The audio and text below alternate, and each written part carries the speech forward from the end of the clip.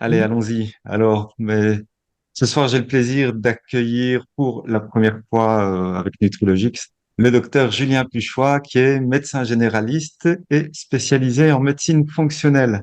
Alors, Julien, tu es diplômé, arrête-moi si je me trompe, de plusieurs universités françaises en Oui. micronutrition, en phytothérapie, en aromathérapie, en nutrition du sport, en médecine préventive, et tu as une approche médicale qui intègre, entre autres, la biologie du sport et la nutrition pour optimiser la santé métabolique et hormonale. Alors, c'est un vrai plaisir de t'avoir avec nous et pour nous parler de ce sujet ce soir, la testostérone, comprendre et corriger le déséquilibre androgénique. Alors, bonsoir mon cher Julien. Comme un athlète courant sur une piste, je te passe le relais. Bah, écoute, bonsoir Cédric et bonsoir à tous. En tout cas, je suis ravi d'être avec toi ce soir, surtout pour parler de ce thème que j'aime beaucoup de la testostérone. Donc merci encore pour l'invitation et donc merci à toute l'équipe de Nutrilogix. Donc, en effet, on a choisi ensemble, hein, Mhm, le thème de la testostérone et de la santé masculine. Donc, ça va vraiment axé sur la santé masculine et pas la testostérone chez la femme, bien que ce soit aussi, hein, très important. Et on va surtout montrer qu'il faut traiter le terrain avant l'hormone, bien que ce soit utile de traiter l'hormone. Mais là, je vais surtout axer mon travail ce mhm, soir sur traiter le terrain. Donc l'introduction était bonne, il n'y avait pas d'informations mhm. erronées. J'avais fait une petite diapositive où voilà, je reprenais un petit peu mon cursus. Vous savez d'où je viens, donc moi pareil, hein, je viens du nord de la France, donc on n'est pas si loin que ça. Et donc plusieurs diplômes universitaires et donc mes domaines d'expertise, donc l'hormonologie évidemment, nutrition, micronutrition. Évidemment, je traite de l'aspect métabolique, médecine du sport et performance, troubles digestifs et immunitaires. Et donc, le petit mantra en bas, comprendre avant de corriger et relier plutôt que segmenter. Comme tu le sais, c'est vraiment l'ADN, je pense qu'on a tous en faisant du soin fonctionnel. Nous, on veut plutôt relier plutôt que découper le patient et surtout comprendre avant de tout de suite bombarder. Voilà.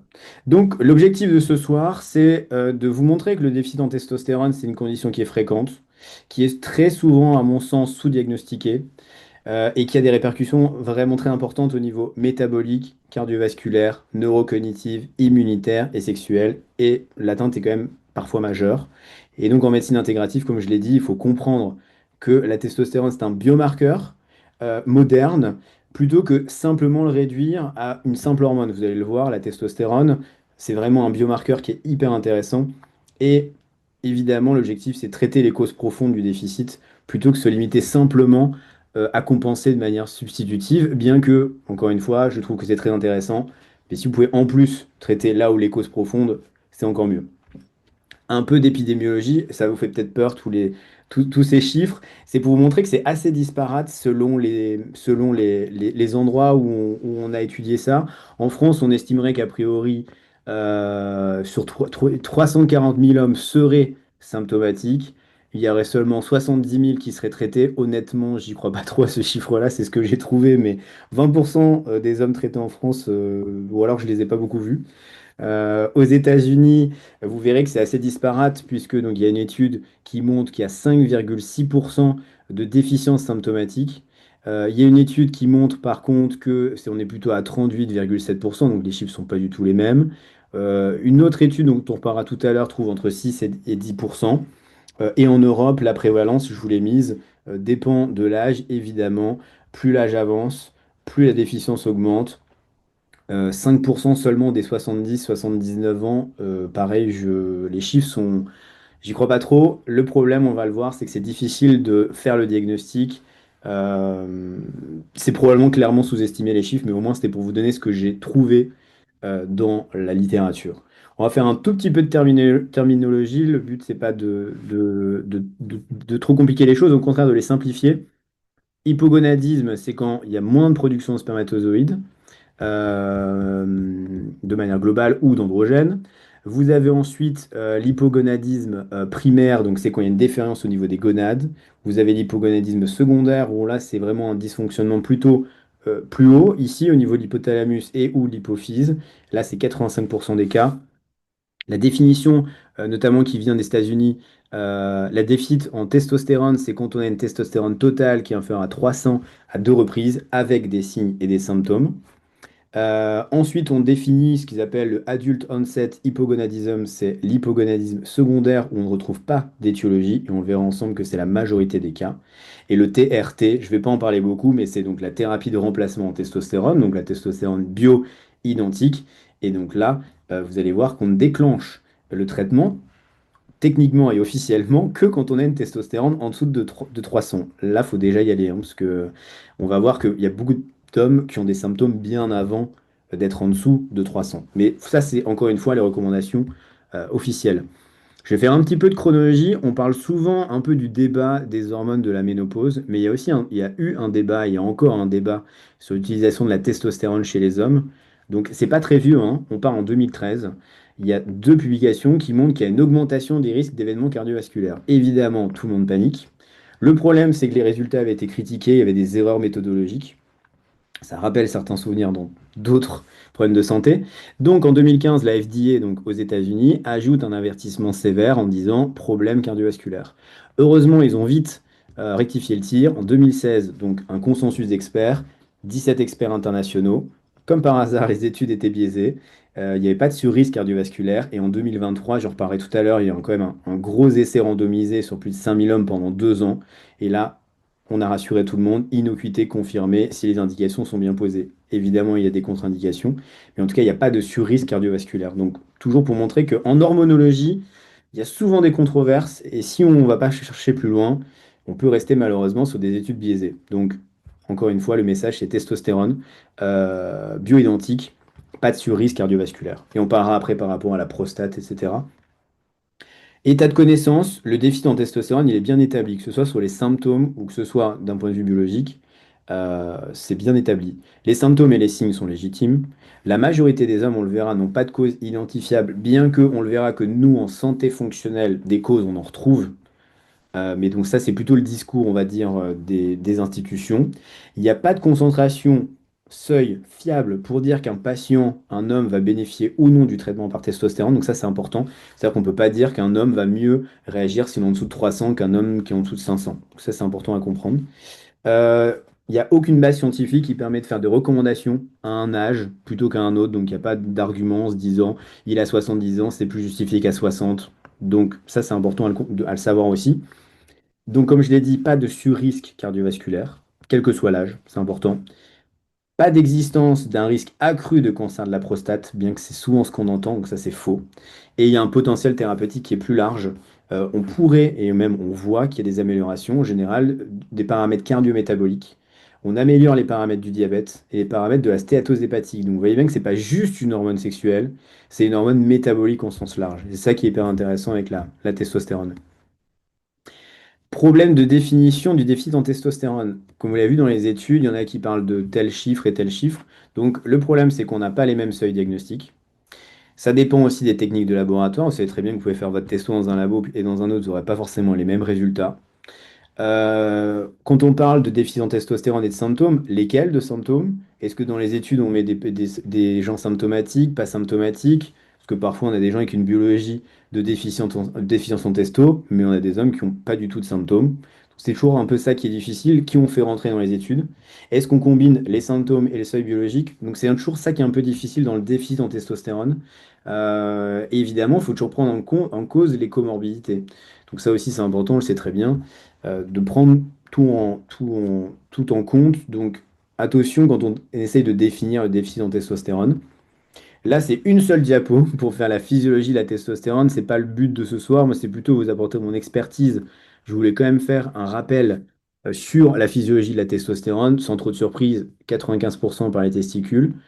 Je ne l'ai pas mis en rouge, mais c'est quand même, je trouve, assez bluffant et surprenant. La testostérone baisse dès l'âge de 25 ans.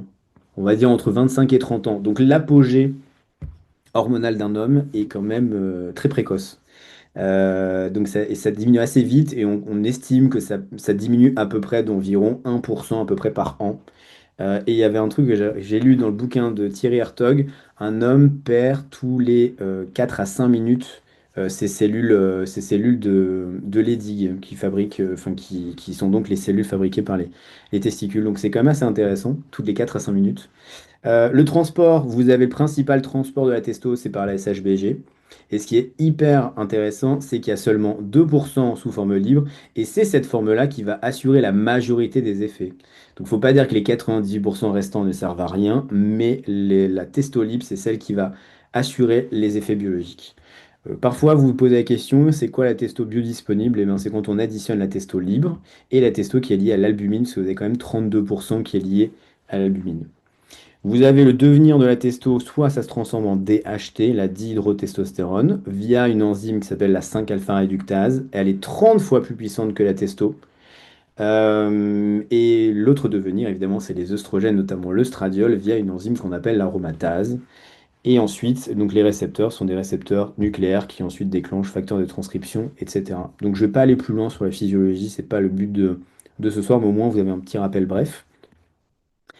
Donc la synthèse d'androgènes, donc les androgènes, je vais vous donner un schéma juste après. Ils sont produits par une enzyme qui va convertir donc la 17-OH prénolone en DHEA et la 17-OH progestérone en androstendiol. Et là c'est important parce qu'on va beaucoup en parler ce soir, c'est que cette 17-20 liase, eh bien, elle est inhibée par l'insuline, le stress et l'inflammation. Donc ça va être des sujets qu'on va beaucoup aborder ce soir. Si cette 17-20 liase est inhibée, pardon, vous aurez une diminution de la production donc des précurseurs androgéniques. Et ça, je l'ai dit donc juste avant, la testo, elle baisse environ à peu près de 1% dès 30 ans, mais ça peut être dès 25 ans. Et évidemment, ça s'accélère après 60 ans. Donc c'est quand même assez rapide. Ça, donc, c'est le schéma. Donc le schéma, vous voyez donc, je ne sais pas si on voit mon pointeur ou pas sur le diapo. T'as coupé Oui, ton oui, micro. tout à fait. On voit ton pointeur. Voilà. Attends, fais-le bouger un peu, je te dise. Attends, et c'est Oui, bon. oui, oui, oui, oui. Parfait. On le Hop, voit, oui. donc, ça se passe ici, la 17-20 liase. Et donc ici, vous aurez donc les précurseurs qui sont ici. Et donc, vous avez cette fameuse testo, DHT ici, ou estradiol. Voilà, petit peu de biochimie. Ça, de toute façon, c'est vraiment le schéma, je pense que tout le monde doit connaître. Tous ceux qui font la santé fonctionnelle, je pense qu'ils le connaissent quasiment par cœur. Ensuite, le métabolisme donc en Je aval, n'y mettrai pas ma main à couper. presque. Je suis sûr que tu pourrais presque le faire, hein. Le faire de tête.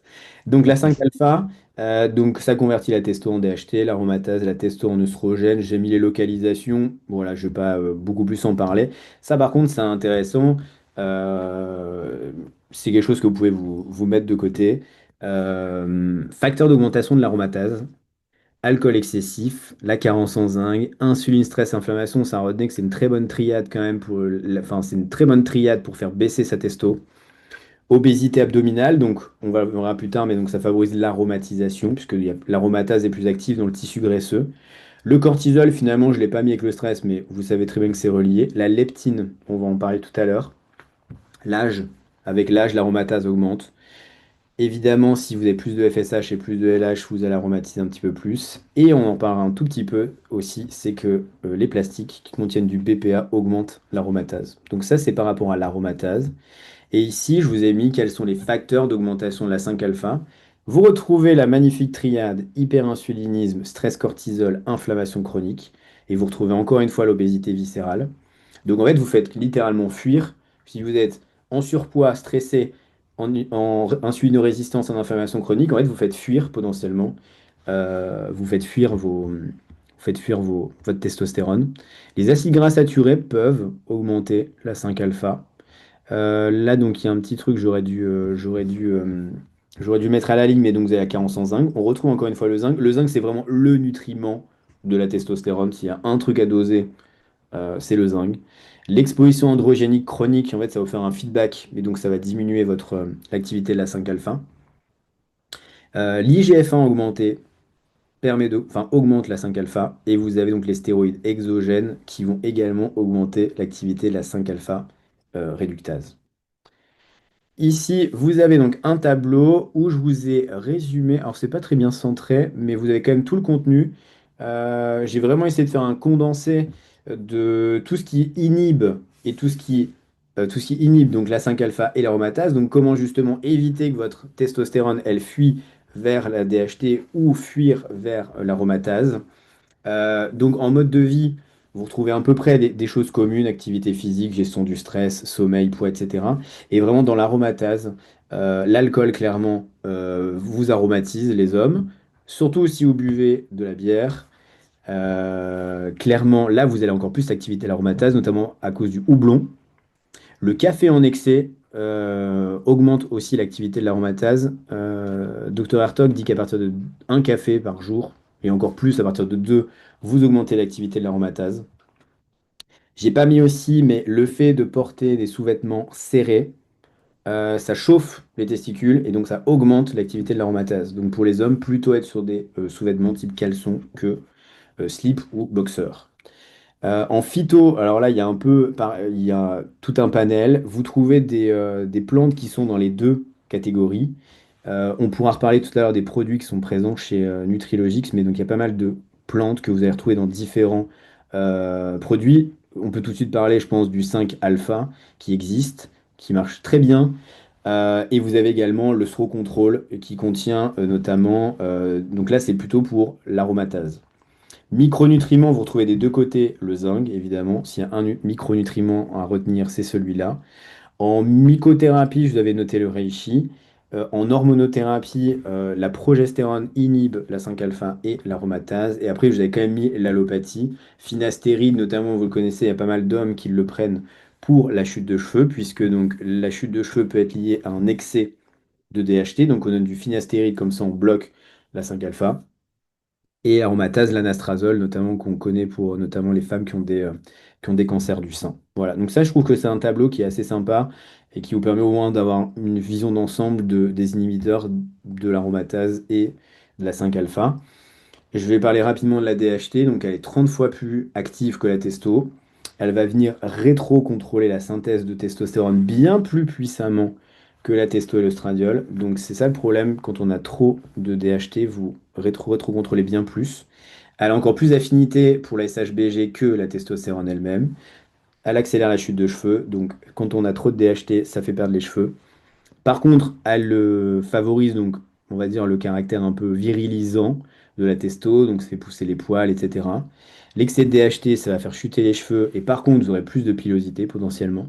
Et le déficit en DHT va plutôt donner une chute de poils. Et en général, les hommes qui perdent leur testostérone et qui ont une DHT faible, souvent, c'est des hommes qui vont voilà, perdre une pilosité, moins de poils au niveau des jambes, du torse, une barbe extrêmement fournie, etc. Et comme je vous l'avais dit, la progestérone, elle module la 5-alpha. Donc ça, c'est assez intéressant, même si voilà, j'ai pas l'expérience de prescrire la progestérone à un homme. Ici, vous avez tous les effets biologiques de la testo. Donc vous voyez, les effets sont quand même très variés et grosso modo, vous allez voir que ça touche globalement plein de fonctions différentes dans le corps. Clairement, une des plus grosses fonctions, c'est la fonction cardio-métabolique, donc endothéliale, coronaire, hypertension, etc. Composition corporelle, hein, en général, euh, on aura, au contraire, je dis des bêtises, on aura une augmentation de la masse grasse quand on est en manque de testo. Quand on est en manque de testo, on aura la fameuse sarcopénie, qui est donc la perte de la masse musculaire, et qui est vraiment le nerf de la guerre quand on va vieillir. Donc l'homme qui va perdre sa masse musculaire eh bien, va vieillir plus précocement que celui qui la préserve. Grosse fonction cognitive de la testo, je dirais même que c'est un peu l'hormone par excellence antidépresseur. Évidemment, testo, fonction sexuelle, puberté, fertilité, etc. Il y a aussi un rôle quand même sur l'inflammation et l'immunité. Ça permet évidemment la croissance et la réparation tissulaire. C'est un biomarqueur de comorbidité. Je vais vous parler tout à l'heure de quelques études, mais si vous avez une testostérone basse, vous avez une augmentation de la mortalité, toutes causes confondues, dont la mortalité cardiovasculaire. Donc ça, c'est hyper important. J'ai mis également qu'il y a une stimulation de la moelle osseuse, synthèse protéique hépatique, effet positif sur le cancer de la prostate, ça on va en parler tout à l'heure, et également un effet sur la coagulation. Quels sont les effets sur la santé sexuelle? Les preuves les plus solides, c'est sur la fonction érectile, sur la libido et sur la qualité de l'orgasme. Par contre, il n'y a pas suffisamment d'études et il y en a besoin de plus pour tout ce qui est éjaculation précoce et quantité de sperme. Donc ça, voilà, c'est par rapport vraiment aux effets sur la santé sexuelle masculine. Je vous ai mis quelques études en sachant que j'ai pas pu tout mettre sur les diapos. Donc s'il y en a qui souhaitent avoir plus d'études, j'en ai plein de côté. Donc voilà, les effets sur la santé sexuelle masculine, c'est les trois fonctions que je vous ai mis juste au-dessus. Attention, ça je pense que c'est important avant de tout de suite se précipiter en disant ces troubles sexuels, c'est à cause d'un manque de testo. Vous êtes content parce que vous avez une biologie sous les yeux et ça vous arrange bien de vous dire que c'est un manque de testostérone. Eh bien d'abord, il y a quand même d'autres choses à vérifier. Et notamment, on va toujours vérifier qu'il n'y ait pas de maladies cardiovasculaires qui peuvent expliquer qu'il y ait des troubles sexuels, donc que ce soit libido, érection ou autre. Donc toujours vérifier les maladies vasculaires, des causes neurologiques, des problèmes endocriniens. Toujours éliminer évidemment des problèmes dans le couple ou même voilà, problèmes, on va dire, pour le patient lui-même de dépression ou autre. Toujours éliminer aussi certains médicaments, ça on le sait très bien, on a souvent des patients polymédiqués, toujours vérifier qu'il n'y ait pas de médicaments qui impactent les troubles sexuels. Toujours penser aux toxiques, évidemment, tabac, obésité, sédentarité. Donc avant de foncer tout de suite sur le manque de testo, d'abord vérifier qu'il n'y ait pas d'autres causes. Les effets cardiovasculaires, je vous les ai mis ici, comme je vous l'ai dit, diminution de la mortalité, toutes causes confondues quand même. C'est assez impressionnant. Et diminution de la mortalité cardiovasculaire. Je vous ai mis donc la testo a un effet vasodilatateur, ça réduit le risque d'athérosclérose, hein, donc vieillissement des artères. Il y a un effet inhibiteur naturel au niveau des artères coronaires. Et dans le cardiométabolique, ça améliore la sensibilité à l'insuline, ça baisse les LDL, les triglycérides, le cholestérol. C'est quand même assez intéressant. Au niveau cognitif, on en reparlera de l'essai Travers, parce que c'est vraiment l'essai euh, qui a, euh, qui a donné l'innocuité du traitement testostérone. Mais donc, les hommes qui ont les gels de testo, ils ont une amélioration de leur humeur, qualité de vie globale, fonction sexuelle, et ça, je le constate systématiquement chez tous les patients qui reçoivent de la testostérone. C'est assez flagrant quand même. C'est même assez rapide, quelques semaines, vraiment, il y a une grosse amélioration. Donc, très très important pour l'humeur. Immunomodulation. Alors là, attention, hein, j'ai bien mis le lien causal reste incertain. Par contre, il y a une association fréquente entre certaines maladies auto-immunes et inflammatoires chroniques et le manque de testo. Je vous ai mis quelques maladies, il y en a peut-être d'autres, mais voilà, c'était pour vous montrer qu'il y a aussi des liens dans la littérature qui existent. Sur le métabolisme lipidique, pourquoi il y a une amélioration du profil? Parce que ça va réguler la lipoprotéine lipase, qui est en fait impliquée dans le stockage des triglycérides dans les adipocytes. Et donc, bah, quand vous avez une bonne testostérone, vous allez inhiber cette lipoprotéine lipase et donc vous allez favoriser la lipolyse, c'est-à-dire la dégradation des graisses. Et vous allez limiter à l'inverse la lipogénèse, qui elle va favoriser le stockage des graisses. Donc ça, c'est un mécanisme. La coagulation, ça je vais passer assez vite. Donc il faut retenir que la testostérone n'augmente pas le risque de formation de caillots. Ça c'est important parce que parfois c'est des messages qui circulent. C'est complètement faux. Là, c'était une diapositive pour dire est-ce que finalement, un peu qui est l'œuf et qui est la poule, est-ce que le statut en testostérone, est-ce que c'est une cause ou une association à une maladie? Donc, j'ai bien, encore une fois, mis que la causalité n'était pas forcément claire, mais ce qu'on retrouvait, c'est que si vous avez une testo basse, donc T, c'est-à-dire testostérone, si la testo est basse, plus de risque de maladie cardiovasculaire, plus de risques de mortalité causes confondues, ça je pense que vous aurez compris, c'est un des messages de ce soir. Plus de risques d'obésité, syndrome métabolique, diabète, etc. Plus de comorbidité, ça on en reparlera après. Vous aurez plus de risques d'avoir un cancer de la prostate de haut grade et à des stades avancés. Finalement, ça ressemble un petit peu à la femme ménopausée qui n'a pas de traitement de la ménopause. Elle fera des cancers plus agressifs. Donc finalement, on retrouve un peu cette similitude. Donc ça paraît, c'est assez logique finalement. Nos hormones sont là pour nous protéger. Moins testo basse, plus de risque d'hypertension, plus de risque de déclin cognitif. Là, je ne vais pas vous vendre que la testostérone haute va vous empêcher de faire des maladies neurodégénératives, mais il semble en tout cas que la testo basse soit associée à un déclin cognitif, et donc testo basse associée aux inflammations, à l'inflammation, aux maladies auto-immunes. Je pense qu'il faut potentiellement aussi changer un peu de vision, comme je vous l'ai dit. C'est que la testostérone, pour moi, elle devient finalement un biomarqueur de comorbidité. Et donc, ce qui est intéressant de voir, c'est que les hommes vont être plus susceptibles d'avoir une testostérone basse s'ils présentent d'autres pathologies. Donc, parfois, c'est pas forcément la cause, ça peut aussi être une conséquence. Et donc, les maladies que je vous cite sont associées à des testostérones basses. Donc, les hommes qui vont présenter ces pathologies, ils auront potentiellement plus de risque d'avoir une testostérone basse. Et je vous ai mis l'étude juste en dessous. Alors, vieillissement versus comorbidité. Ce qui semblerait, c'est que le vieillissement, c'est pas le seul facteur de baisse de la testostérone, et ça c'est important de le comprendre. Évidemment, la testostérone baisse avec l'âge, mais si en plus, en tant qu'homme, vous cumulez des comorbidités, vous aurez plus de risques que votre testostérone baisse de manière importante. D'autant plus qu'avec l'âge, je parle de la testostérone, mais vous avez aussi votre DHEA qui va diminuer. Vous aurez aussi votre prégnénolone et aussi donc la progestérone. Ce qui va monter, c'est la SHBG, c'est la molécule qui transporte la testostérone, donc vous aurez moins de testostérone libre. Et comme je vous l'ai dit tout à l'heure, la testostérone libre, c'est celle qui est responsable des effets biologiques. SHBG monte, testostérone libre diminue, donc moins d'effet de la testostérone sur les différents organes. On va reparler un petit peu des étiologies primaires secondaires. Tout à l'heure, je vous ai dit cause primaire dysfonction des testicules. Après 20 ans, vous perdez 6 millions de cellules de Leydig par an. Et à la naissance, on avait 700 millions. Donc il y a une perte quand même assez importante. Les causes secondaires, comme je vous l'ai dit, on est plutôt sur des causes soit centrales et hautes, donc hypothalamus, hypophyse.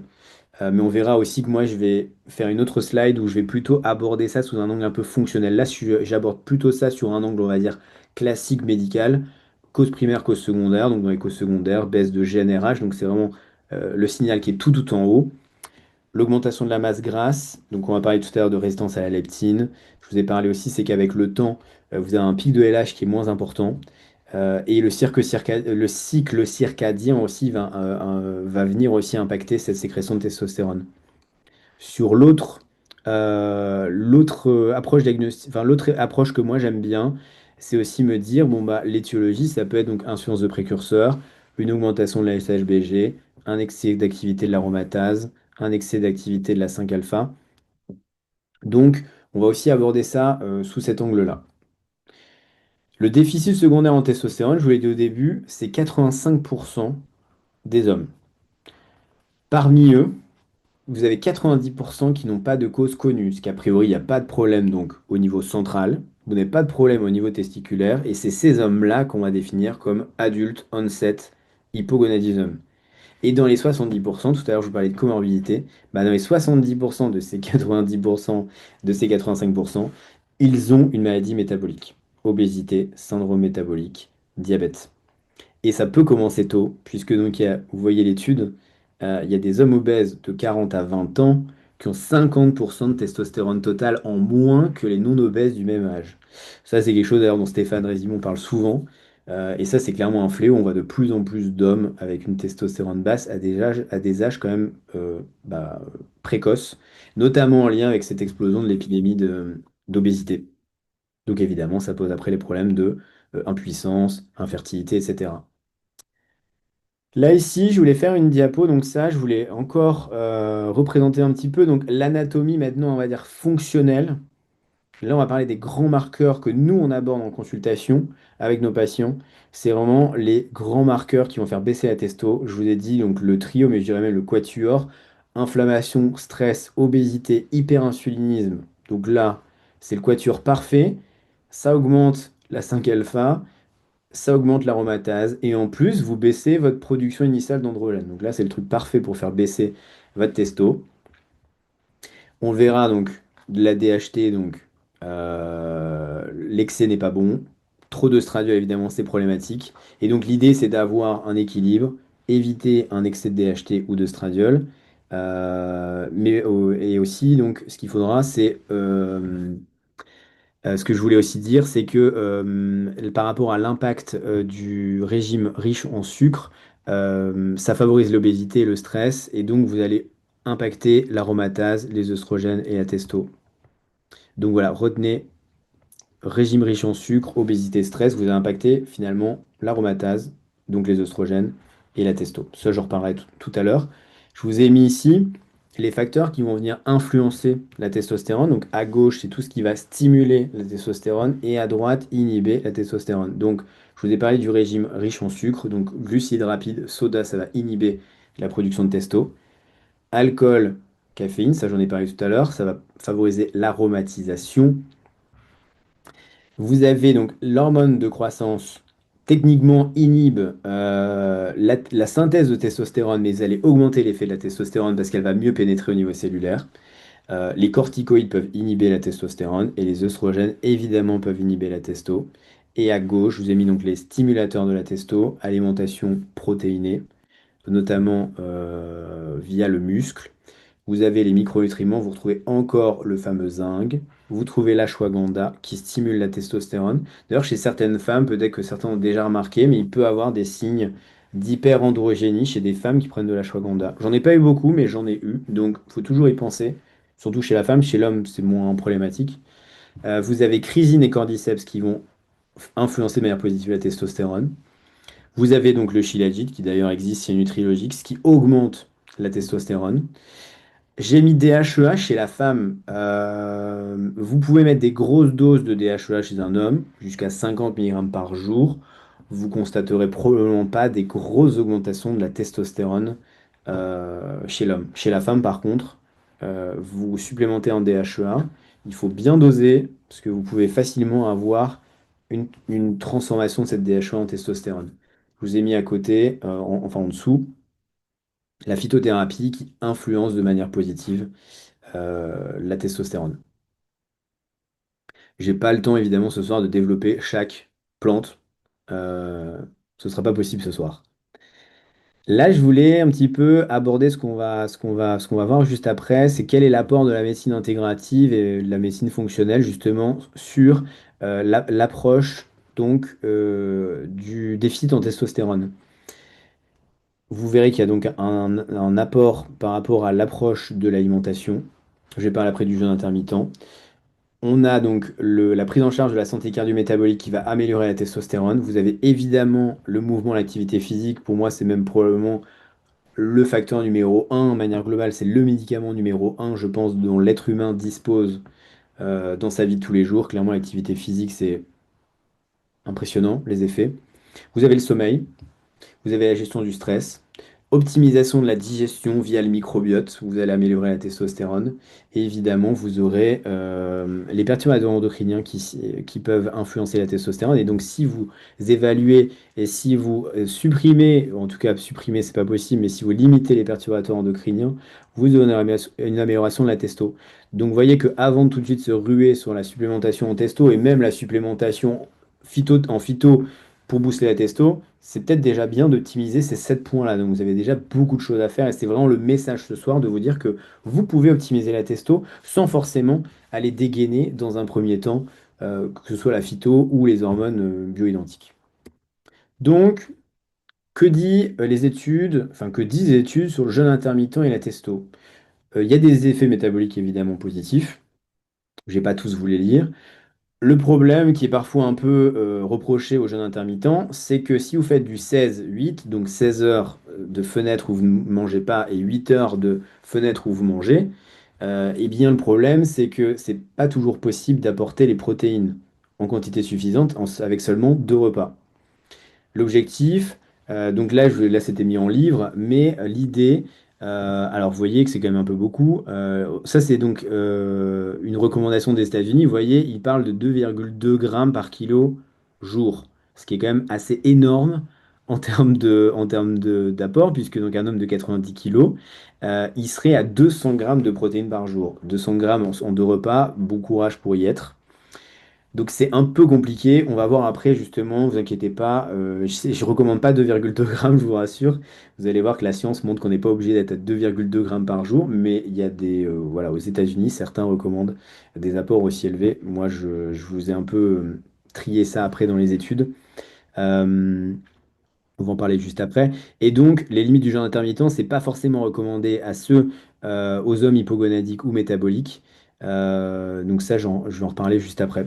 Donc, moi, j'aime bien le jeûne intermittent et c'est ce qui est recommandé, c'est que c'est bien chez les hommes qui ont une dysfonction métabolique sévère.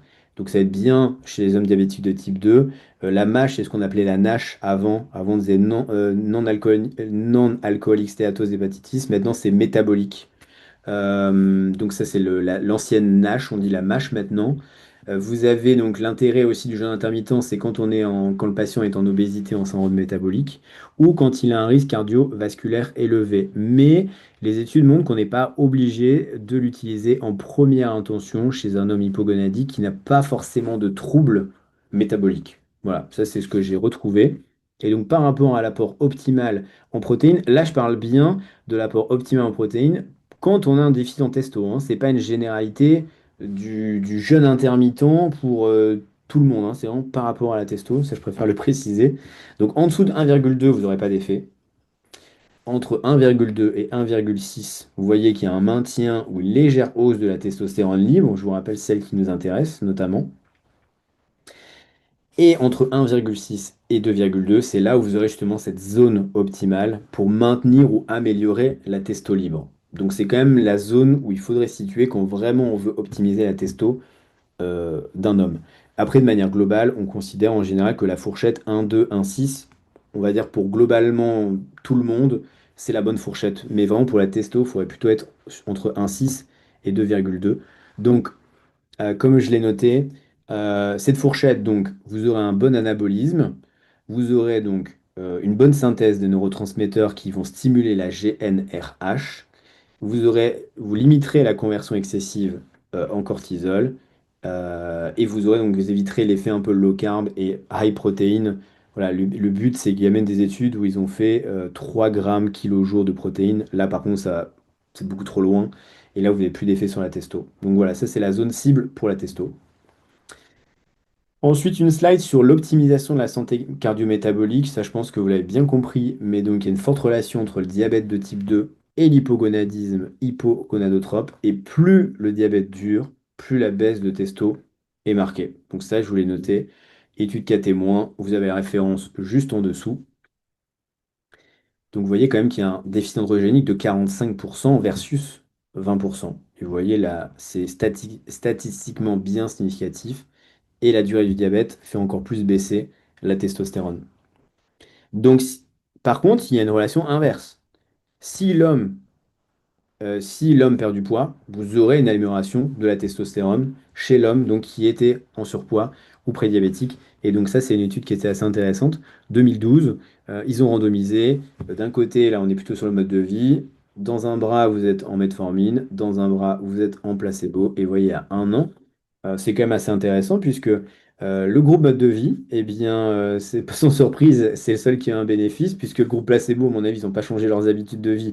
Donc forcément, ils n'ont pas du tout travaillé ce côté mode de vie. Et vous voyez quand même qu'en perte moyenne de 8 kilos quand même sur 1 an.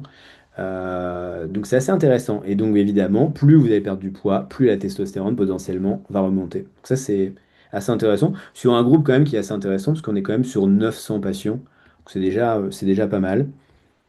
Ensuite, là, je vais essayer de pas trop vous embrouiller, mais je voulais aussi parler de la testostérone et du stress oxydatif. On va parler de la leptine.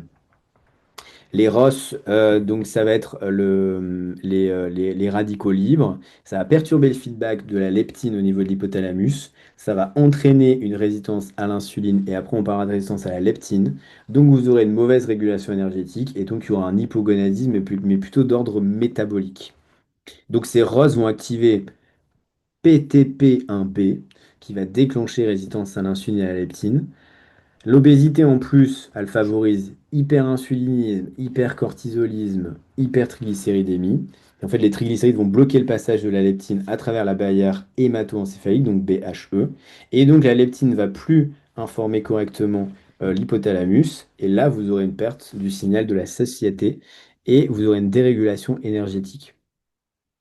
La résistance à la leptine, on n'en parle pas assez souvent, mais donc cette leptine, à quoi elle sert? Elle va vous dire, tu n'as plus faim, en gros, arrête de manger.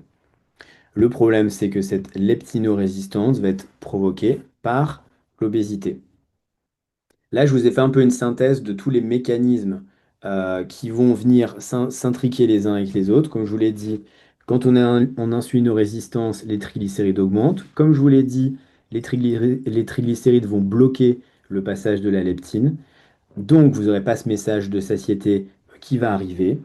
Donc le message va être bloqué. Comme le message est bloqué, potentiellement vous allez encore plus manger. Et si en plus vous l'associez avec ce qui existe déjà, insulinorésistance, problème de cortisol, obésité, et bien là vous avez une testostérone qui va être en chute libre. Donc ça, c'est des mécanismes biochimiques qui sont hyper importants. Et donc, comme je vous l'ai dit, vous avez une association stress chronique, manque de cortisol, qui en plus vont augmenter l'expression de la leptine, mais elle va être bloquée. Et donc, il n'y aura pas de signalisation au niveau central. Voilà, donc ça, c'était vraiment le côté biochimique un peu brut, en quelque sorte. Qu'est-ce qu'on en fait de cette résistance à la leptine? Eh bien, on va parler du mode de vie. Vous aurez évidemment l'alimentation, produits bruts, non transformés, des fibres, des bonnes graisses, etc. Réduction évidemment des glucides raffinés. Contrôle des portions, c'est pas que moi je vais faire calculer, enfin je vais faire compter à mon patient, peser, etc. Mais dans ces cas-là, je vais lui dire, voilà, visuellement que dans l'assiette, attention à son apport de glucides euh, de féculents qui potentiellement prennent souvent beaucoup de place dans l'assiette des patients. Et donc voilà, apporter plus de place aux légumes, toujours avoir une protéine dans son assiette également, parce que c'est pas le cas de tous les patients. Évidemment, perte de graisse viscérale, c'est logique, ça diminue la résistance à la leptine, mais ça viendra finalement du mode de vie, hein. Les matières grasses saines, comme je vous l'ai dit, on peut rajouter éventuellement du jeûne intermittent en plus. À quoi vont servir les matières grasses saines? Si en parallèle de ça, vous apportez moins de glucides, notamment des glucides raffinés, vous aurez une baisse de l'insuline. Vous allez brûler la graisse viscérale et donc améliorer cette fameuse signalisation leptine-insuline. Les oméga 3 vont également diminuer la leptine. Donc, vous les oméga 3, mais vous avez aussi l'huile d'olive, les avocats, les olives, etc. Vous avez également les protéines qu'on appelle, alors j'aime pas dire propres, mais j'ai mis propre, c'est-à-dire que protéines propres, ça veut dire quoi? Ça veut dire des protéines d'animaux qui ont été correctement nourris. Et donc, moi je dis toujours à mes patients que le must en viande, c'est d'avoir une viande qui est nourrie à l'herbe. Et après, pour la pêche, être plutôt sur une pêche sauvage si possible, bien que ça devient compliqué. Et après, évidemment, il faut des protéines dans d'autres aliments. Et évidemment, les aliments qui vont être insulino-sensibilisants, eh bien, vous aurez les légumes riches en fibres et les glucides complexes qui vont donc limiter l'augmentation de la glycémie. Vous avez évidemment l'activité physique régulière. Vous avez les oméga 3, je les ai encore remis. Vous avez la berbérine et les curcuminoïdes qui vont inhiber PTP1B dont j'ai parlé juste avant, qui favorise donc la résistance à l'insuline. Et vous avez évidemment le chrome dans la résistance à l'insuline dont on parle beaucoup. Vous avez la vitamine D, le magnésium et AAL, c'est acide alpha lipoïque. Donc ça, c'était pour la résistance à la leptine. L'activité physique, pour revenir dessus, donc l'apport en protéines et la résistance musculaire, c'est le nerf de la guerre, c'est vraiment la priorité pour stimuler la testostérone. Comme je disais, les apports en protéines, c'est pas toujours facile sur 2 repas. Donc, c'est vrai que si le patient fait ses 3 repas par jour, donc un petit déjeuner gras et protéiné, son déjeuner, son dîner, et que potentiellement il apporte en plus un shake après son entraînement, ça va être beaucoup plus facile de couvrir les besoins que s'il prend 2 repas par jour. Et donc pour moi, protéines, musculation, c'est vraiment la clé pour maintenir la masse pour maintenir cette masse maigre, masse musculaire, pour soutenir donc le métabolisme et donc optimiser cette fameuse testostérone. Que dit hein, les études? L'entraînement en force, donc ça va augmenter statistiquement et significativement les taux de testostérone après l'exercice. Et donc vous voyez que c'était une étude qui avait été faite seulement sur 6 semaines. Et donc l'entraînement en force a augmenté les niveaux de testostérone libre, qui encore une fois, je vous le rappelle, est quand même celle qui nous intéresse beaucoup. Les sports de type cardio, ce qu'on dit souvent, on parle souvent du sport en résistance, mais on ne parle pas forcément du sport de type cardio avec la testo. Donc évidemment, vous savez, la musculation, ça augmente la testostérone, mais le cardio adapté peut aussi jouer un rôle. Donc le cardio, c'est pas du tout l'ennemi de la testo, mais c'est surtout le volume qui va poser problème. Si vous faites le fameux HIIT, donc les exercices fractionnés courts et intenses, et que vous l'associez de temps en temps à un exercice modéré et régulier, la fameuse zone 2 où vous ne devez pas monter au-delà de 70% de votre fréquence cardiaque maximale, vous aurez un profil hormonal favorable. Par contre, si vous faites des efforts très longs, très fréquents, vous ne récupérez pas forcément, vous aurez une montée du cortisol. Et là, vous aurez un ratio testostérone-cortisol qui va devenir un peu déséquilibré. Je me suis donc posé un peu la question, moi qui cours assez régulièrement, est-ce qu'on pourrait trouver une durée à partir de laquelle on a une testostérone qui baisse? Puis la littérature montre que sur des durées longues, donc 80 sur 20 minutes, ça commence à être pas mal quand même. On va être quand même entre 1h20 et 2 heures. Là, vous allez commencer à augmenter vous allez commencer à augmenter votre cortisol et vous allez commencer potentiellement à détériorer votre ratio, donc votre testostérone va baisser. Et vous voyez que chez des coureurs entraînés, le cortisol n'augmente qu'après 120 minutes de course. Donc 2 heures de course, c'est déjà pas mal. Donc, sauf pour certains, mais c'est pas une activité physique, on va dire, la plus fréquente. Et donc les ratios anaboliques, donc entre testo ou DHEA et cortisol, c'est meilleur sur 40 minutes que sur 80 et 120 minutes. Donc finalement, dans les exercices cardio, plus c'est long, plus l'environnement hormonal va devenir catabolique et donc votre testostérone va baisser. Donc d'ailleurs, quand vous suivez certains ultra-trailers ou autres, vous allez constater justement que vous allez avoir une testostérone plus facilement qui va diminuer. Et donc sur le temps long, il y a aussi, donc quand je dis temps long, mois et années, quand on fait vraiment énormément de volume, il y aura une baisse de la testostérone. Voilà, donc je vous ai mis les études en dessous. Et en fait, en plus, FSH/LH ne compense pas, il n'y aura pas d'élévation compensatrice. L'activité physique, ça je vais passer assez vite. Quelle est l'influence du ce qu'on appelle le HIIT sur l'activité, enfin sur la testostérone, enfin quel est l'apport de l'activité physique et du HIIT? Ça je vous l'ai mis assez rapidement. Le principe c'est d'en faire 80% de la fréquence cardiaque maximale prédite. On peut même monter à plus. Effort pendant 1 à 2 minutes, on récupère et on répète ça 2 à 6 fois. Donc le HIIT, vous pouvez le faire de plein de manières différentes avec des sprints. Sprint en courant, sprint vélo, faire des mountain climbers, plein d'autres choses différentes. Fréquence, c'est 1 à 2 fois par semaine et je vous ai mis les recommandations pratiques. Avoir du carburant et surtout, importance de la récupération post-effort.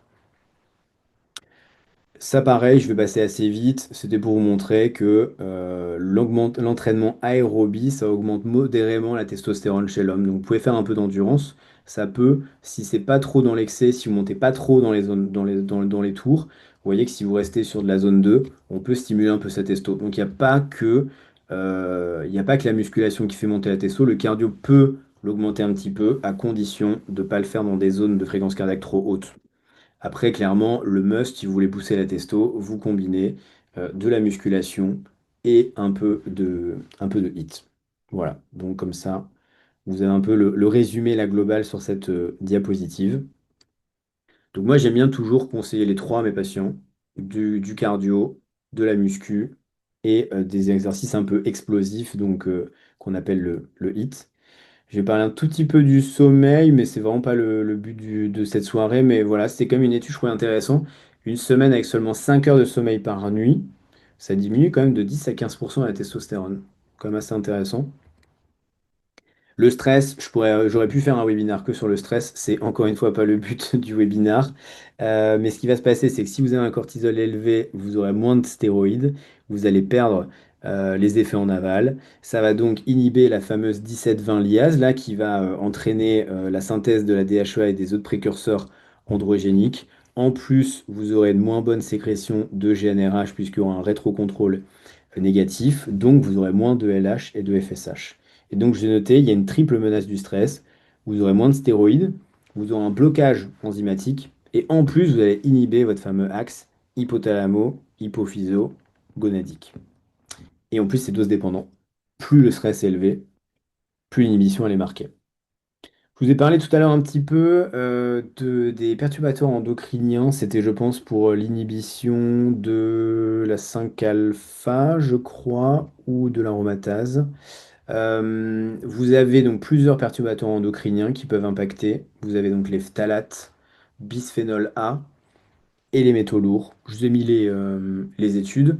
Et là, le problème, c'est que vous êtes aussi, malheureusement, vous allez aussi impacter potentiellement dès le plus jeune âge, via directement, on sait que ça se transmet de génération en génération. Vous pouvez avoir un impact direct du fœtus et donc avoir des pubertés retardées chez les garçons. Donc ça peut commencer très très très rapidement. Et donc le mécanisme notamment, c'est que ça augmente les SHBG, et donc, encore une fois, ça diminue la testostérone libre. Et les métaux lourds, eux, peuvent carrément avoir une toxicité directe au niveau du testicule. Voilà, là je vais pas forcément lire la diapositive, mais donc ça c'était pour vous montrer l'étude là, je vais en parler de celle-ci après, et donc voilà, dire qu'il y a une influence des phtalates.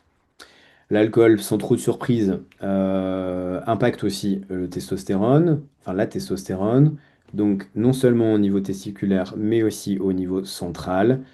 Et donc plus la consommation est chronique et élevée, plus les taux sont bas en testostérone. C'est pas trop une surprise non plus.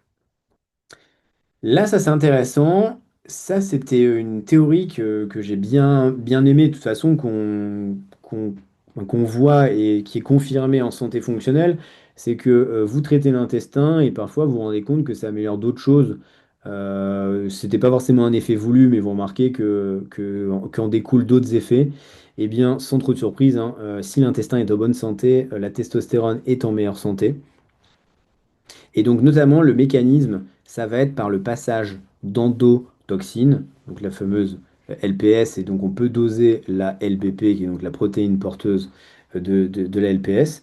Donc, en fait, vous le savez, les endotoxines bactériennes intestinales, elles vont causer une inflammation chronique de bas grade, et en fait, vous aurez un bruit de fond inflammatoire, et en fait, cette inflammation, elle va perturber la fonction gonadique, et donc moins de testo. Donc là, je vous l'ai mis juste en dessous, le LPS traverse tous les mécanismes inflammatoires et tous les cytokines. Et donc les cytokines vont impacter la stéroïdogénèse et la fonction des cellules de Sertoli et donc la spermatogénèse. Donc si vous avez une inflammation, vous aurez potentiellement un hypogonadisme fonctionnel et infertilité. Donc un homme qui a des problèmes de testostérone, clairement, demandez-lui comment il digère. Ça c'est hyper important. Donc ça c'était l'étude clé qui date de 2016. Et donc ce qu'ils ont montré, c'est donc que le LPS était relié à une baisse de production de la testostérone. Donc ça, c'est hyper important. On revient toujours à l'intestin, on revient toujours au microbiote, mais à juste raison, puisque le champ d'application est quand même assez important. Ça, cette slide, c'était pour montrer que l'œstradiol, parce qu'on dit toujours que l'œstradiol chez un homme, c'est délétère, c'est en partie vrai, mais d'un côté, il n'est pas forcément toujours délétère, puisque vous aurez quand même un impact de l'œstradiol sur la cognition et la neuroprotection. Ça, d'ailleurs, on le voit beaucoup chez la femme, qui est ménopausée, qui n'a pas de traitement. L'œstradiol, c'est aussi bénéfique pour la protection cardiovasculaire, mais c'est aussi bénéfique pour la santé osseuse. On le voit aussi très bien chez la femme, puisque la femme ménopausée qui n'a pas de traitement fera plus d'ostéoporose que la femme qui a un traitement hormonal. Donc, ça, c'est plutôt une diapo pour parler de l'approche aux États-Unis, où ils ont tendance justement à mettre des inhibiteurs d'aromatase quand un homme est sous testostérone et qui voit que l'homme transforme sa testostérone en œstrogène. Bah, parfois, il faut se dire, on n'est pas forcément obligé de tout de suite s'exciter à viser des œstrogènes très bas et se dire parfois que les œstrogènes, bah, ça aura quand même un effet sur la santé osseuse de l'homme, sur son cerveau et sur son système cardiovasculaire. Donc c'est pour ça que cette slide, c'est vraiment pour les hommes qui sont sous traitement testostérone et qui ont des œstrogènes qui montent un peu. On considère qu'on peut viser entre 30 et 60 et qu'on tolère, alors que chez un homme qui n'a pas de traitement, on est bien d'accord, je vous l'ai bien mis, chez un homme qui n'a pas de traitement, il faut bien viser en dessous de 30. Voilà. Donc là, je vous ai fait un pré-résumé de l'approche fonctionnelle de l'approche pour le manque de testostérone. Je ne vais pas forcément vous lire en détail, mais donc on booste l'axe gonadotrope, on optimise les précurseurs. Vous avez compris, on module SHBG, aromatase 5-alpha, stress, sommeil, inflammation, intestin, activité physique adaptée. Ça fait déjà pas mal de choses. C'est plutôt une diapo que vous pouvez prendre en photo, screenshotter l'écran. C'est plus un résumé, on va dire, global. Ça, c'est pareil, je vais passer assez vite parce que je vois que je parle beaucoup et le temps passe vite. Je vous ai mis un petit peu comment booster votre GNRH. Donc, dopamine. J'ai noté donc le mucuna pruriens. Donc, vous avez le dopa actif qui est vraiment top pour booster la dopamine. J'ai des très bons retours, même au niveau symptômes, les patients se sentent vraiment mieux avec plus de dopamine. Prolactine, ça, je vais pas trop en parler. On va le voir après, ça fait partie du bilan. J'ai pas le temps de parler, mais c'est que c'est aussi un sujet hyper intéressant. S'exposer à la lumière du jour le matin, ne pas s'exposer à la lumière bleue le soir. Réduction des freins, bon, stress, cortisol, inflammation, ça je pense que vous avez compris. Je vous ai déjà bien bassiné avec ça. Réduire les xénoœstrogènes. Donc ça, je pense que j'en ai déjà pas mal parlé. Le zinc, j'en ai parlé beaucoup. Il y a aussi la B6 qui peut être intéressant sur l'hypophyse. Vitamine D, bon, ça fait partie d'un des effets supplémentaires de la vitamine D. La choline et la phosphatidylcholine soutiennent l'axe hypothalamo-hypophysaire. Je vous avais mis ici pour booster la LH, donc restaurer un rythme pulsatile de cette LH. Donc elle sera plus pulsatile si vous avez un beau sommeil profond et si vous faites un peu de jeûne intermittent modéré. Exercice physique intermittent, type sprint ou muscu, ça va booster un peu votre LH. Tongatali, c'est pas autorisé en Europe, mais ça je vous l'ai mis. Donc ça c'est enfin on peut l'avoir aux États-Unis. Et Tribulus terrestris par contre, ça je pense que vous connaissez tous. Et le fenugrec également, ça permet de booster la LH. Donc vous trouverez notamment ces plantes dans plusieurs produits de chez Nutrilogix. Et ça c'est pareil, j'aime beaucoup ce tableau. Moi c'est quelque chose que je donne très souvent en consultation. Je vous ai mis euh, les causes d'augmentation ou de diminution de la SHBG. Et alors le piège, c'est que si votre patient notamment voyait une SHBG haute, vérifiez qu'il ait potentiellement bu un petit peu un ou deux verres d'eau avant de faire son prélèvement, puisque la déshydratation peut augmenter un petit peu la SHBG. Donc moi, je conseille souvent à mes patients de boire au moins un ou deux verres d'eau avant de faire leur prélèvement le matin pour pas avoir une SHBG artificiellement haute. Donc voilà, ça c'était pour vous dire comment moi je fais quand je suis en consul, quand j'ai une SHBG haute ou basse, ben, je regarde ce tableau et comme ça moi ça me permet de m'orienter rapidement. Il faut savoir que la testo, vous pouvez la booster de manière, on va dire, détournée par d'autres hormones. Ceux qui font un peu d'hormonaux ont dû se rendre compte que quand vous supplémentez en hormones thyroïdiennes, souvent, pour marquer une testostérone chez les hommes qui monte un petit peu, vous avez cette fameuse thyroïde qui est évidemment le chef d'orchestre. Donc très souvent, il y a une augmentation. La DHEA chez l'homme, ça va être assez modéré quand même. Vous n'aurez pas des augmentations énormes de la testo en prenant de la DHEA. Je vous ai mis la progestérone, évidemment, trop de cortisol, comme on l'a vu tout à l'heure avec l'activité sportive, vous allez inhiber votre testo. Donc le traitement, ça va être une approche qui va être basée donc, sur les symptômes et pas uniquement sur les signes. Mais ça, je pense que tout le monde l'a compris. Si encore une fois vous faites un peu d'hormonologie, il faut comprendre que une prise de sang ne veut rien dire si vous n'avez pas les symptômes cliniques de votre patient en face. Moi, vous me donnez une prise de sang, si je ne connais pas les symptômes de mon patient, je ne peux pas répondre. Donc, il faut toujours pour moi corréler l'un avec l'autre.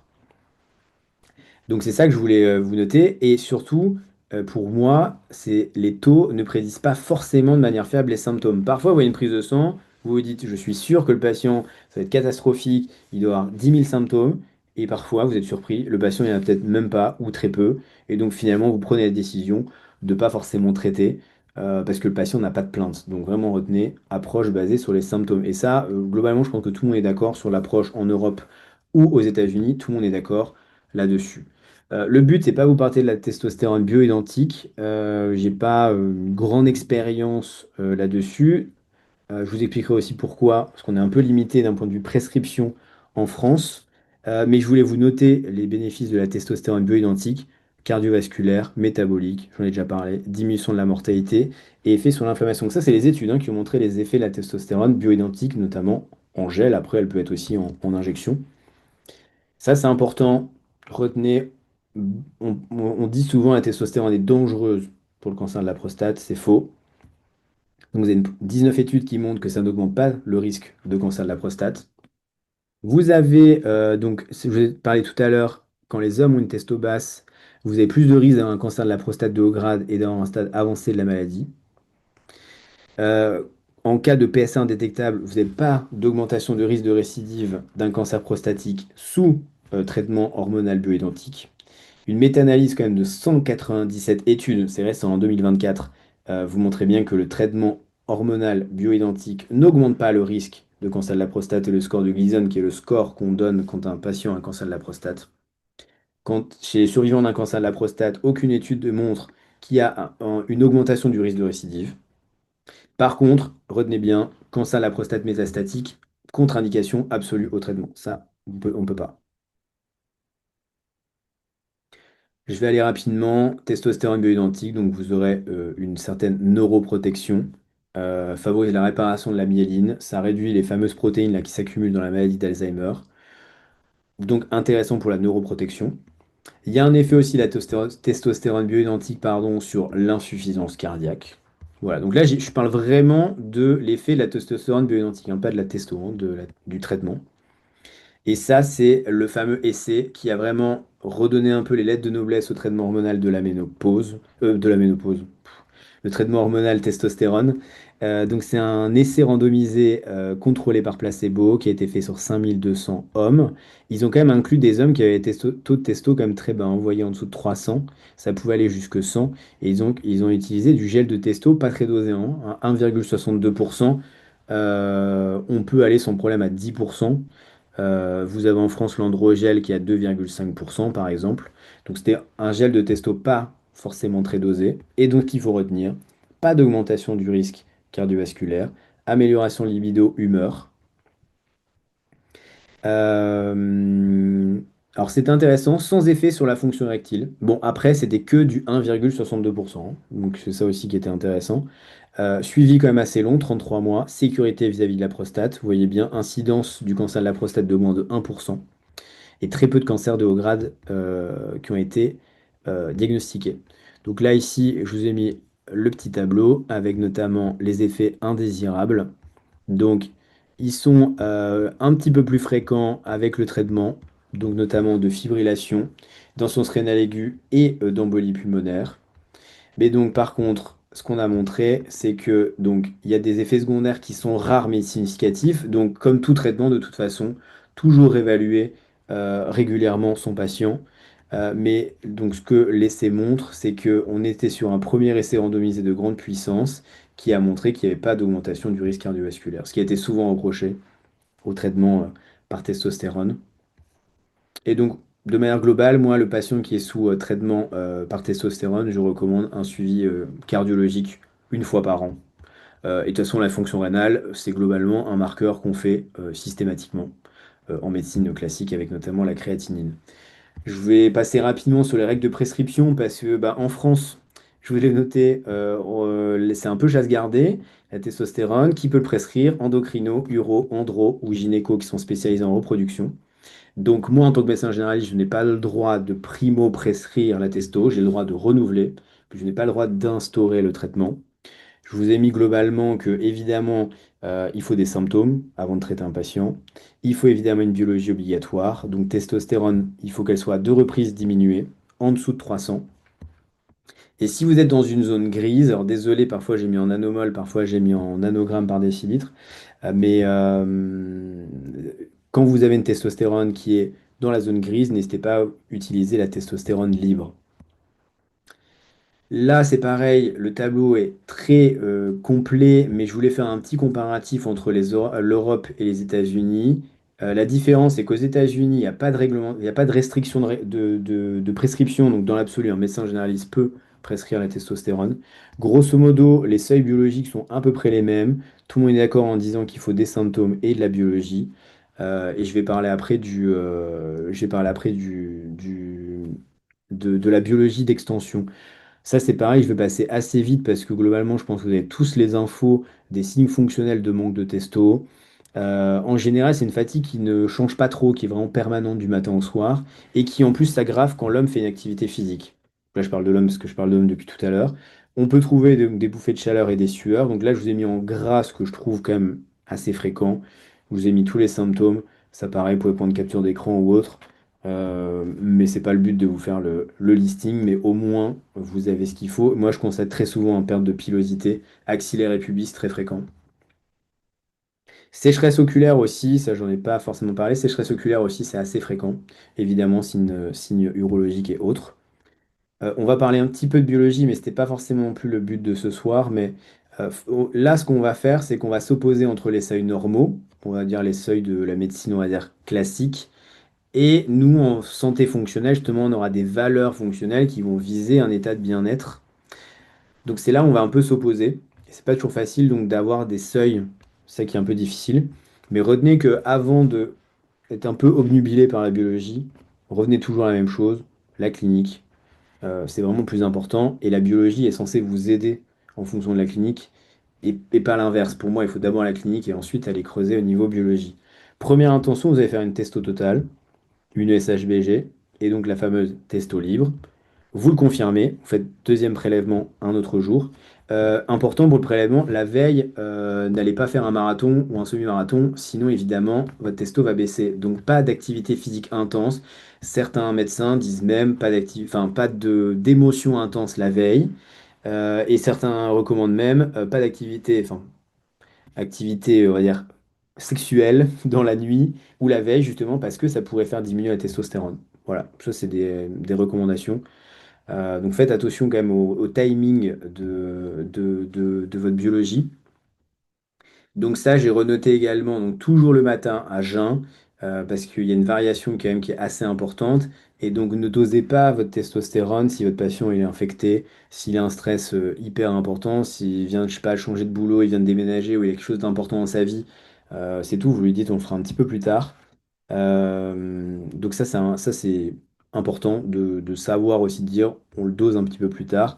Là, je vous l'ai mis ici, c'est tout le bilan, on va dire, d'extension de votre déficit en testo. Vous avez FSH-LH pour voir ici au niveau cérébral comment ça se passe. Évidemment, le PSA hein, pour évaluer la prostate.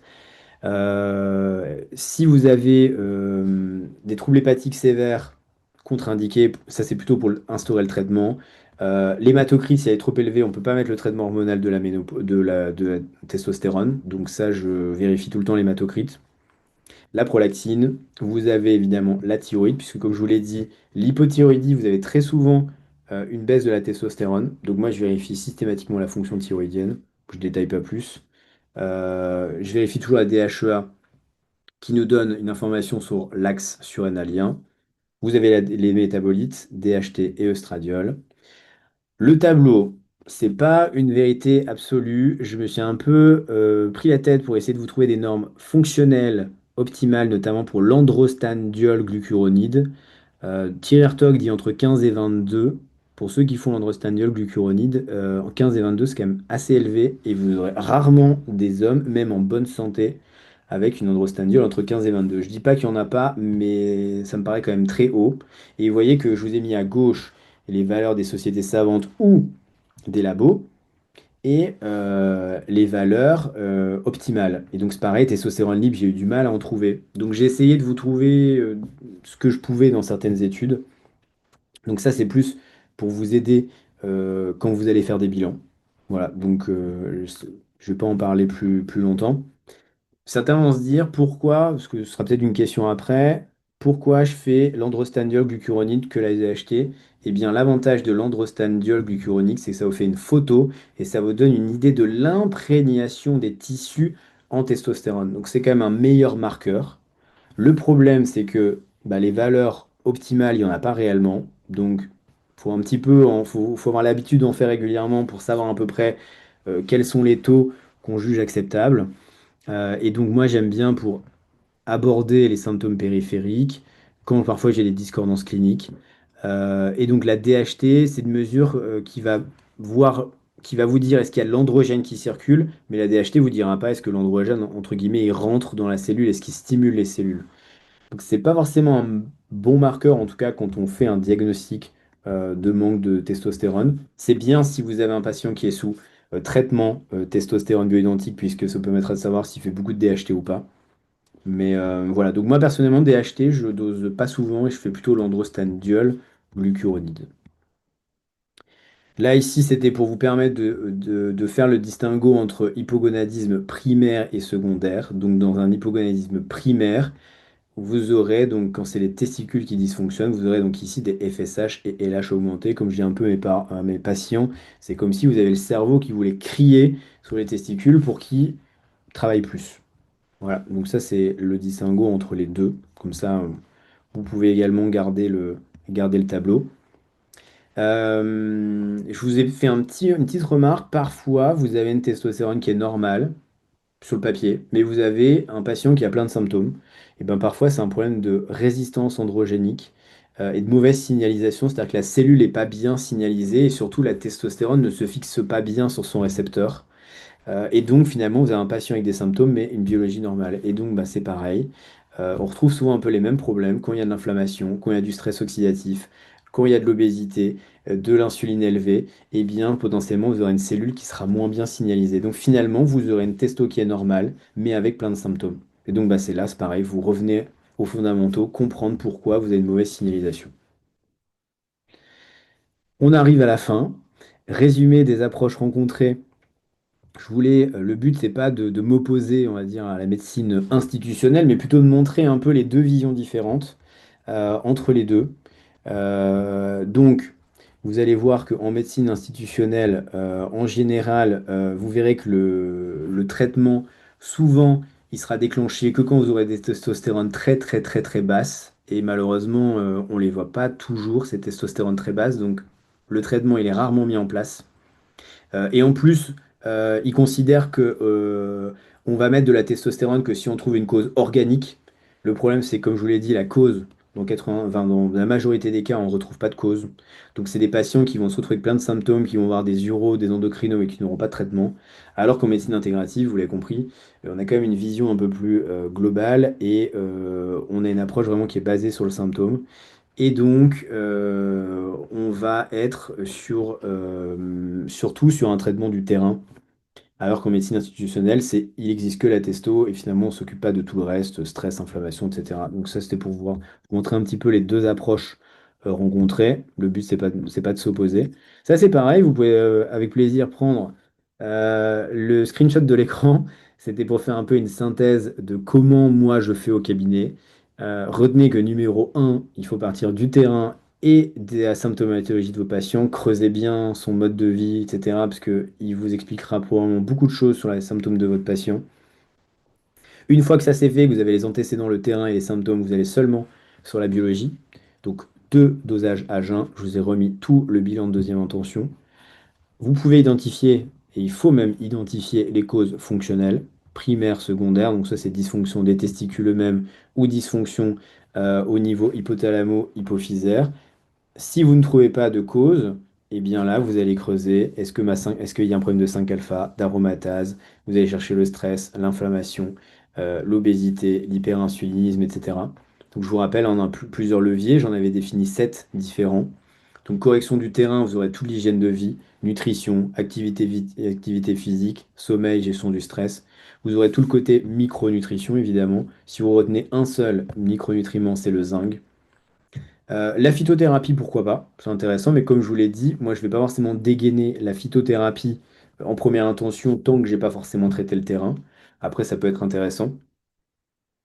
Évidemment, vous allez réévaluer votre patient plus tard. Et la place du traitement bioidentique. Alors, ça après, ça n'engage que moi. Mais en tout cas, j'ai mis principalement après 60 parce que de toute façon, il faut se dire qu'à partir d'un certain âge, vos testicules ne pourront pas faire des miracles. Ils ne pourront pas faire ce qu'ils faisaient à l'âge de 20 ans ou de 30 ans. Et donc, au bout d'un moment, essayer de traiter le terrain, c'est bien, évidemment, mais à 60, 65, 70 ans, vous ne pourrez pas récupérer des niveaux de production de testostérone fabuleux, alors qu'un homme de 40 ans qui est stressé, qui est obèse, qui fume, qui ne fait pas d'activité physique, clairement, lui, en modifiant le terrain, vous avez de fortes chances d'améliorer sa testo. Et une autre chose dont j'ai pas parlé, là, moi, je vais parler de mon cas personnel. J'ai ma testostérone qui s'est effondrée il y a à peu près un an. Et en fait, c'est pile au moment où j'ai détecté que j'avais une réactivation d'une mononucléose.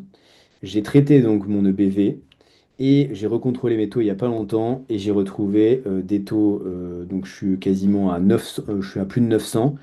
Et donc j'ai doublé mon taux de testostérone alors que j'ai strictement rien fait sur ma testo, rien n'a changé. La seule chose que j'ai faite, c'est traiter mon EBV. Donc ça, j'en ai pas parlé, j'ai pas trouvé d'études là-dessus. Donc ça, c'est mon cas personnel. Et j'ai deux autres cas avec deux autres hommes dont la testostérone a remonté en traitant un EBV. Donc là, on revient un peu sur les mêmes choses, hein, inflammation, stress oxydatif et compagnie.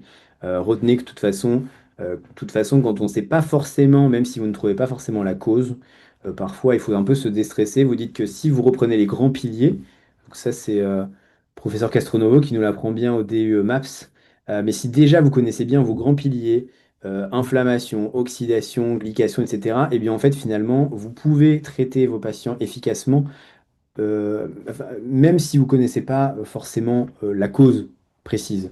Donc voilà, n'oubliez pas les grands piliers. Et je vais passer donc à la conclusion. Et donc pour moi, le déficit en testo, c'est souvent le reflet d'un déséquilibre du terrain et c'est rarement une pathologie isolée. Ça, je pense que vous l'avez bien compris. Ça peut être une cause, mais c'est souvent aussi une conséquence d'autres pathologies.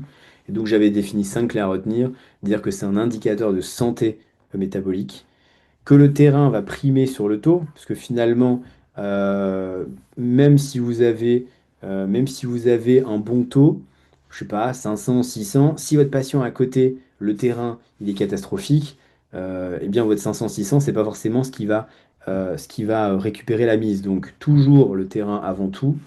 La TRT, donc c'est la testostérone bioidentique, c'est pas pour moi le premier levier. Comme je vous le dis, c'est hyper intéressant. J'ai plein de patients qui vont 1000 fois mieux sous testostérone bioidentique, mais c'est pas forcément le premier levier à actionner. Surtout, encore une fois, si vous avez des patients jeunes qui ont plein de facteurs, comme le stress, insulinorésistance et autres. Je rappelle toujours que l'approche intégrative, c'est scientifiquement justifié, hein. C'est pas moi qui ai sorti ça de mon chapeau tout seul. Je vous ai montré pas mal d'études. Donc voilà, on va dire que tout est sourcé et vous le savez bien, on fait de la biochimie, etc. Donc ça, c'est important de le rappeler.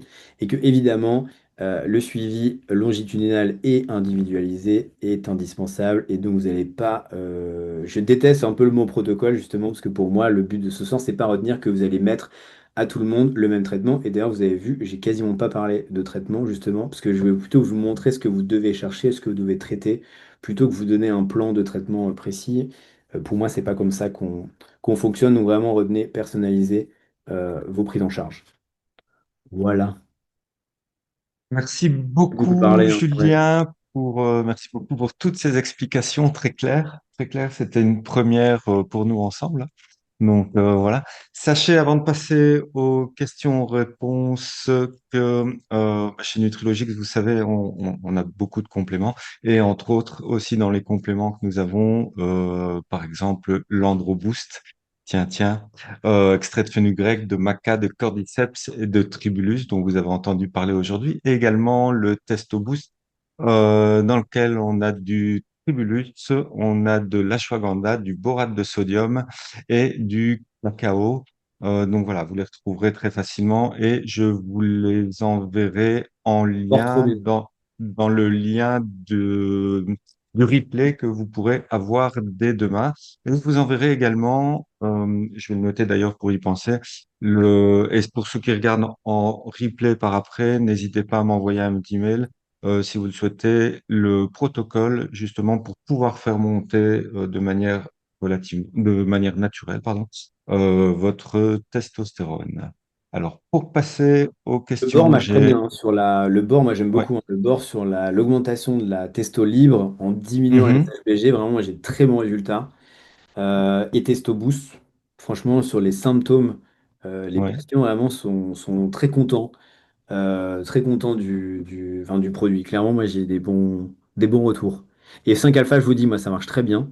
Euh, Dosage biologique à l'appui, ça c'est important parce que d'avoir le Mhm. retour terrain, moi je le vois sur les biologies, vraiment tu donnes le 5 alpha.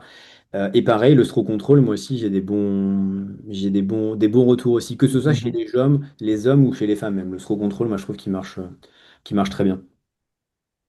Ouais, merci pour ce retour. Est-ce que je peux te demander de couper ton partage d'écran comme ça on Ouais. nous voit tous les deux Alors et pas attends, l'un puis l'autre? arrêtez le partage. Ouais, c'est bon. Voilà, nickel, nickel. Alors, Mariam nous demande s'il y a un intérêt pour l'huile de coco. Je n'ai pas vu. Non. Alors, moi, comme j'avais dit, il fallait faire attention à certaines graisses saturées Ouais, qui pourraient éventuellement inhiber, si je dis pas de bêtises, c'était, je crois, la 5 alpha. 5 alpha. Moi vérifier. Ouais. Non, je dirais plutôt que pas potentiellement. En tout cas, j'ai pas vu, j'ai pas cherché dans la biblio Mhm, précisément là-dessus. Donc ça, j'ai pas vu d'effet direct. Par contre, oui, attention, comme j'avais dit. Oui, acides gras saturés peuvent augmenter la 5 alpha, donc transformation de testo en mhm. DHT. Alors, Anne est Paul nous pose une question du même acabit. Le type de protéine idéal, est-ce que c'est plutôt végétal ou animal? Ah, alors là, c'est un peu, on va revenir un peu à cet éternel débat. Mhm, Bah, clairement, il faut savoir que les protéines enfin, animales sont quand même très intéressantes au niveau densité micronutritionnelle. C'est ça l'avantage. Mais encore une fois, pour moi, tout dépend de la manière dont a été élevé l'animal. Donc, en fait, j'ai envie de dire, ça dépend un peu. Si tu fais un débat protéines végétales versus un animal qui a été mal élevé, qui a jamais vu la lumière du jour, mhm, qui a mangé des antibiotiques et du soja, je te dirais que il y a pas enfin, y a pas forcément une réelle, enfin, une réelle supériorité de la viande. Par contre, si tu as une viande élevé à l'herbe tout le temps dans le pâturage, qui n'a pas mangé d'antibiotiques, là pour moi il y a zéro débat, la viande sera bien meilleure que ton végétal, parce qu'elle ouais, a quand même un profil nutritionnel qui est très dense, mais tout dépend de la manière de l'élevage. Après, en termes d'apport en protéines, tu as quand même un intérêt des protéines de soja. Par exemple, tu manges du tempeh ou du tofu, tu as quand même un apport protéique qui est suffisant. Par contre, mhm, si tu me dis, est-ce que je peux manger des lentilles et avoir mon apport protéique suffisant? Je te dirais, bah, à part si tu es prêt à manger des grosses quantités de lentilles, clairement, tu pourras pas satisfaire tes mhm. besoins protéiques. Alors, je vous livre un scoop pour ceux qui ne le savent pas, mais toi, Julien, tu fais partie de la partie, tu le sais. Dans quelques mois, nous avons une gamme sport, spécifique sport, qui va Oui, sortir chez Nutrilogix. Il faudra encore exactement. attendre fin d'année, début d'année prochaine. Et avec toute cette gamme sport qui est parfaitement étudiée, viendront aussi les webinaires et les conférences dont Julien fera partie. Avec grand plaisir. Euh, Raja qui nous dit un cancer du testicule n'est normalement pas un cancer hormonodépendant. Est-ce qu'on peut substituer un patient aux antécédents de cancer du testicule il y a 2 ans ayant subi une ablation unilatérale avec radiothérapie qui a un taux Ah, de testostérone très bas? là, c'est compliqué de répondre, parce que là, c'est Ouais, de on- l'oncologie, donc ouais. j'avoue que je ne m'aventurerai pas à donner de réponse là-dessus, surtout quand j'ai pas le dossier médical sous les yeux. J'avoue, que je préfère botter en touche la cancéro. Mhm, Faut faire ça bien. ouais. Quelle est la limite à ne pas dépasser en zinc? En dosage biologique ou en Ouais, Ozo. je ne pas, il est Souvent, souvent le zinc est spécifié. Ouais. dosé à 15 milligrammes en complément, souvent. Après, on peut Oui, nous toujours on est avoir à un peu 20, plus, on je est à pense. 21, voilà, 22,5, quelque non? chose comme ça, ouais. 22,5? 22,5, ouais. Et après, bah, j'ai envie de dire que pour le dosage biologique, soit on fait du zinc érythrocytaire ou du zinc plasmatique. Personnellement, je trouve que le zinc érythrocytaire est un meilleur marqueur. Et là, en général, je vais mettre des bornes des labos pour Mhm, la limite à ne pas dépasser. Mais je dirais qu'en supplémentation, au-delà de 30 milligrammes, je vois pas forcément l'intérêt de mettre plus que 30 milligrammes de zinc par jour. Évidemment, un zinc chélaté, hein. Donc, vous, c'est du bisglycinate, j'imagine. oui, oui, bisglycinate, ouais, ouais, Voilà. tout à fait. Tout à fait. Et moi, je dose Euh, systématiquement. ah ouais, ouais, ouais, ouais. Nabila qui pense à l'impatience de ses patients via le déficit, et elle estime que c'est plus facile de donner du gel de testo. Ah Alors oui, que ça c'est faire? sûr. Ah oui, Ça que c'est faire? évident, mais comme je dis toujours Prendre à mes son mal en patients, patience. c'est bien, ça va fonctionner. Mais le problème, c'est qu'on va pas forcément traiter la cause. Donc, c'est toujours Mhm, sur le même problème. On a toujours des patients impatients, mais ce que je peux comprendre, hein, parce que si ça fait des mhm, années, je comprends. Oui, ça va être efficace, mais si vous ne traitez pas la cause, bah, encore une fois, ça va pas forcément régler le problème. Moi, justement, c'est ce que j'ai vécu. J'en ai pris. Ça m'a fait du bien. Mon taux est remonté. Je me sentais un peu mieux. Mais ce qui m'a vraiment soulagé, c'est de traiter la cause. Et là, actuellement, je ne prends plus de gel de testo et mon taux est remonté comme avant. Donc, mhm, moi, enfin, personnellement, en tant que médecin fonctionnel, ça m'embête toujours de me dire je vais balancer l'hormone et me dire que je vais être tranquille. Je fais systématiquement mhm, les deux. Après, c'est toujours une question de négociation avec le patient.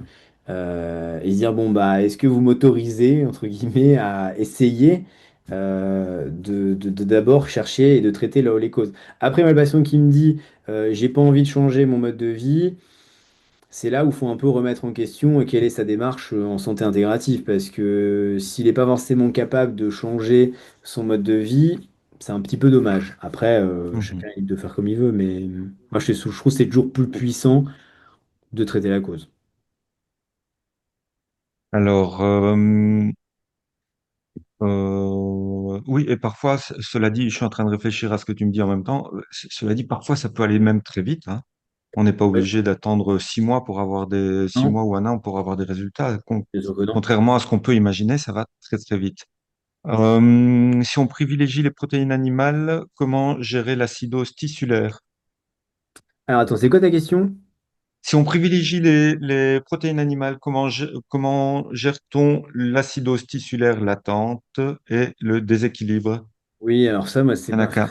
c'est un Ouais. truc que c'est un truc que j'ai un peu de mal à, ouais, à comprendre. Je sais que ça, l'histoire d'acidose, Mhm, acidose. Moi, j'avoue que dans mes enseignements que j'ai eus, en tout cas dans les différents DU, c'est pas un truc qu'on a beaucoup, c'est pas un truc qu'on a beaucoup abordé. Donc je j'ai pas trop d'avis là-dessus. Se dire qu'on va se mettre en acidose tissulaire, ce qu'on mange des produits animaux. Après, encore une fois, c'est toujours pareil. Dans votre assiette, je pense pas qu'il y a que des produits animaux. Donc si à côté de ça, vous avez des végétaux, je vois pas trop où est le problème. Bon, en tant que médecin, c'est toujours un truc avec lequel on a. Oui, je sais, Coudron, on parle beaucoup, ouais, ça c'est vrai. mhm, Mais moi, j'avoue, en pratique, en fait, je vois pas trop le champ d'application en pratique. C'est plus ça que j'ai envie de dire, c'est que je l'ai appris aussi, mais en champ d'application, en pratique, acidose tissulaire, comment vous le diagnostiquez? Avec quoi? Quel mhm. biomarqueur? Voilà, après, peut-être qu'ils vont me dire que certains j'ai tort, mais moi, personnellement, dans ma pratique, je vois pas trop l'intérêt. Eh bien, merci pour cette excellente présentation, pour tout ce que tu nous as expliqué. On se retrouve, je pense, dans quelques temps pour une prochaine Ce sera conférence à nous début deux. décembre. Voilà, début décembre. Je vous enverrai de toute façon les dates sans aucun comme d'habitude. Vous serez mis au courant. Merci beaucoup, Julien. Merci à tous et à toutes. Passez une excellente soirée. Prenez soin de vous, prenez soin de ceux que vous aimez. Et bonne soirée, à bientôt, au revoir. Je serai. Merci.